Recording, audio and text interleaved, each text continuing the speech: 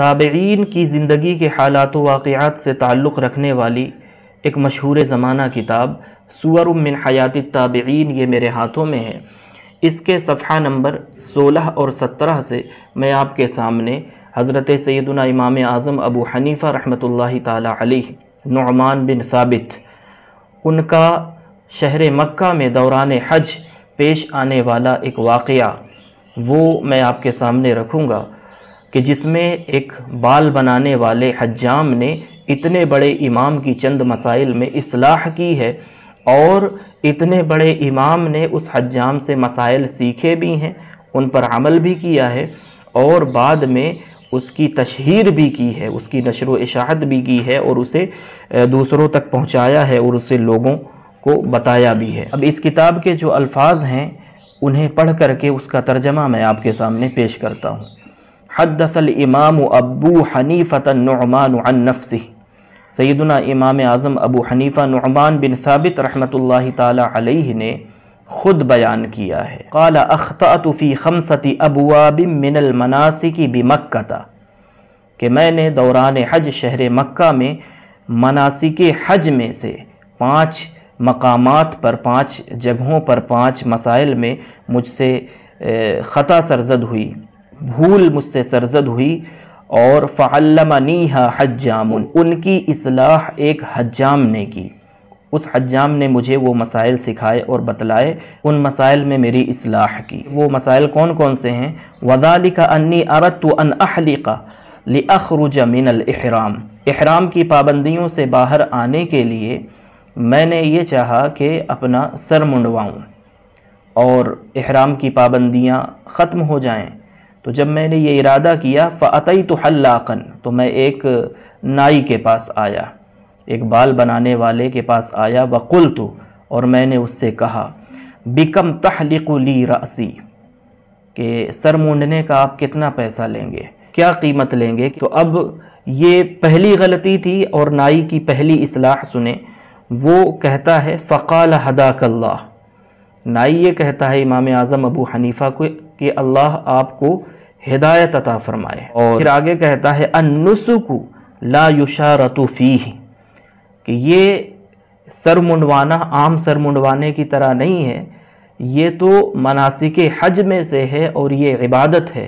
اور عبادت میں یہ شرط کیسی؟ یعنی یہ تو خرید و فروخت والی جو چیزیں ہوتی ہیں، مول بھاؤ ہوتا ہے، وہ تو تجارت میں ہوتا ہے، عبادت میں تو نہیں ہوتا۔ آپ مناسک حج ادا کر رہے ہیں، یہ عام حالت میں سر منڈوانے یا بال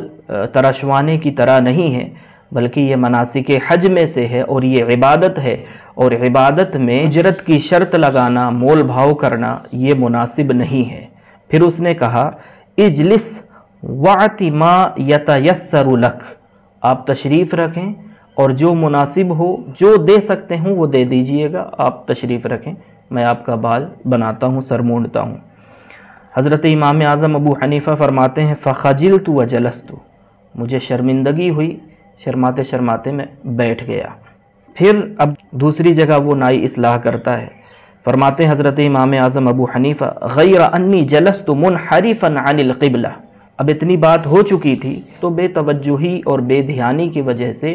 میں قبلہ رو نہ بیٹھ کر کے کسی اور جانب منہ کر کے بیٹھ گیا، یہ دوسری غلطی مجھ سے ہو گئی۔ اب دیکھیں کہ وہ ہر مسئلے میں امام اعظم کی اصلاح کرتا ہے، اور ہے نائی۔ فَأَوْمَا إِلَيَّ بِأَنْ أَسْتَقْبِلَ الْقِبْلَةَ، جب میں قبلہ رو ہو کر کے بیٹھنے کی بجائے کسی اور جانب رخ کر کے بیٹھ گیا، تو اس نے مجھے اشارہ کیا کہ میں قبلہ رو ہو کر کے بیٹھ جاؤں، قبلہ کی طرف منہ کر لوں۔ فَفَعَلْتُ، تو میں سمجھ گیا اور میں قبلہ رو ہو کر کے بیٹھ گیا۔ وَزَادَتُ خَجَلًا عَلَى خَجَلِي، یعنی شرم بارائے شرم مجھے یہ ہوئی کہ اس نے 2 مرتبہ میری اصلاح کی، 2 مسائل مجھے بتائے، میں امام اور امام اعظم ابو حنیفہ اور وہ حجام، اور وہ میری اصلاح کر رہا ہے، تو مجھے بہت بے انتہا شرمندگی ہوئی۔ ثم اعطیتہ رأسی من الجانب الایسر لیحلقہ، تیسری غلطی مجھ سے یہ ہو گئی کہ اب بیٹھنے کے بعد جب اس کی اصلاح پر میں قبلہ رو تو بیٹھ گیا، لیکن جب میں نے اس کی جانب اپنا سر بڑھایا تو بائیں جانب سے اپنا سر بڑھا دیا، یہ تیسری غلطی مجھ سے ہو گئی۔ تو اب اس حجام نے تیسری مرتبہ امام اعظم ابو حنیفہ کی اصلاح کرتے ہوئے کہا، فقال ادر شقک الایمن، داہنی جانب سے مجھے اپنا سر دکھائیں۔ فادرتہ، تو میں نے داہنی جانب سے جو اپنا سر ہے اس کی جانب کر دیا۔ وجعل يحلق رأسی وانا ساکت انظر الیہ واعجب منہ، وہ میرا سر مونڈتا رہا اور میں خاموشی سے شرمندگی کے ساتھ اس کی جانب تکتا رہا، دیکھتا رہا،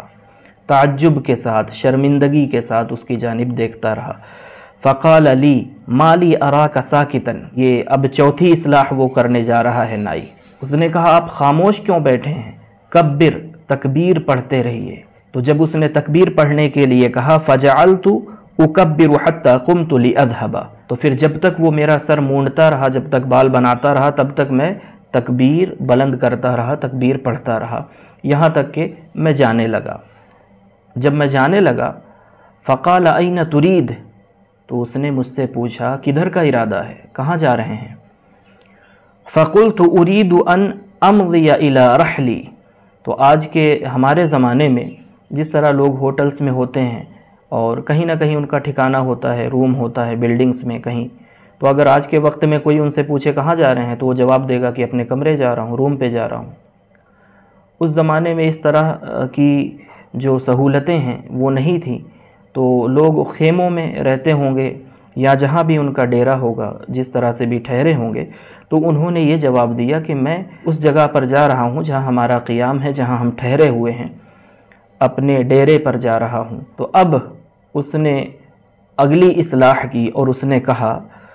فقال صلی رکعتین ثم امضی الی حیث تشاء، ایسا کریں کہ پہلے 2 رکعت نماز ادا کر لیں، اس کے بعد پھر جہاں جانا چاہتے ہیں جائیں۔ یہ دیکھیں اس ترتیب سے اصلاح کرتا جا رہا ہے، جہاں جہاں اسے کمی محسوس ہو رہی ہے اور جہاں جہاں امام اعظم ابو حنیفہ کے اپنے قول کے مطابق کہ انہوں نے فرمایا اخطأت، میں نے خطا کی، مجھ سے خطا سرزد ہوئی، یعنی مجھ سے غلطی ہوئی مناسک حج میں 5 مقامات پر، تو یہ ترتیب کے ساتھ وہ 5 مقامات ہیں کہ جب جہاں جہاں غلطی ہوئی اس نے وہاں ٹوکا۔ تو اب اس نے کیا کہا کہ نماز 2 رکعت پڑھ لیں، اس کے بعد جہاں جانا چاہتے ہیں جائیں۔ فرماتے ہیں امام اعظم ابو حنیفہ فصلیت رکعتین، تو میں نے 2 رکعت نماز پڑھی، وقلت فی نفسی، اور میں نے اپنے جی میں کہا، اپنے دل میں کہا ما ينبغي ان يقع مثل هذا من حجام الا اذا كان ذا علم، یعنی کہ امام اعظم ابو حنیفہ رحمۃ اللہ تعالی علیہ نے اس پر رشک کرتے ہوئے یہ اپنے آپ سے کہا کہ واہ کیا کمال کی بات ہے کہ ہے تو حجام اور پیشے سے وہ بال مونڈنے اور کاٹنے کا کام کرتا ہے، نائی ہے پیشے سے، لیکن صاحب علم بھی ہے، تو کتنا اچھا حجام ہے کہ ساتھ میں عالم بھی ہے۔ فقلت لہ، تو میں نے اس سے کہا، یعنی میں نے اس سے پوچھا من این لک ما امرتنی بہ من المناسک، مناسک حج میں سے جن چیزوں میں تم نے میری اصلاح کی ہے یہ تم نے کہاں سے سیکھے ہیں؟ تو اب اس کا جواب یہ ہے، اصل میں اس کتاب میں حضرت سیدنا عطاء بن ابی رباح جو تابعی ہیں اور جن کا ذکر پہلے نمبر پر اس کتاب میں ہے، اب ان کا نام لے کر کے وہ حجام کہتا ہے فقال للہ انت لقد رأیت عطاء ابن ابی رباح یفعلہ، اس نے کہا کہ اللہ کی قسم میں نے حضرت سیدنا عطاء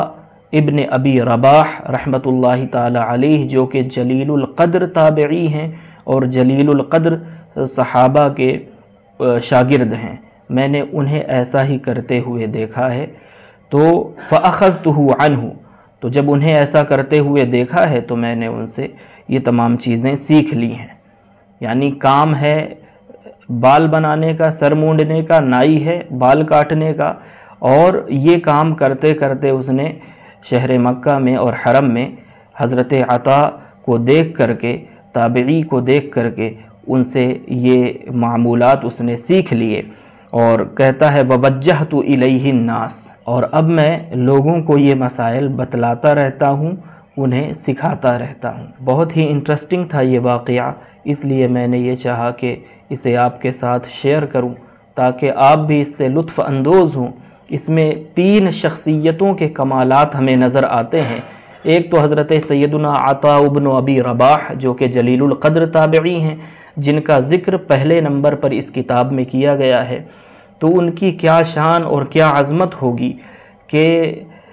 جن سے مسئلہ سیکھنے والا جو حجام ہے وہ اتنے بڑے امام کو